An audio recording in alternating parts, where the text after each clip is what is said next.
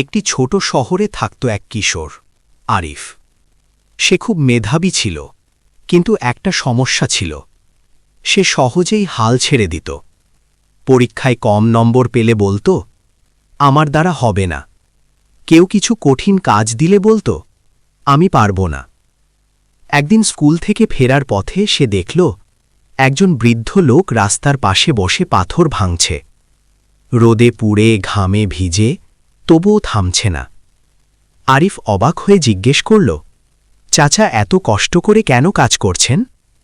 বৃদ্ধ হালকা হেসে বললেন, আমি পাথর ভাঙছে না বাবা, আমি নিজেকে শেখাচ্ছি হাল না ছাড়তে। এই কথাটা আরিফের মাথায় গেঁথে গেল।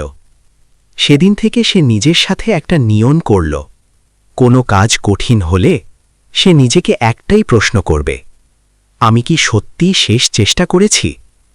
পরের পরীক্ষায় সে ভয় পেল, কষ্ট পেল, কিন্তু থামল না।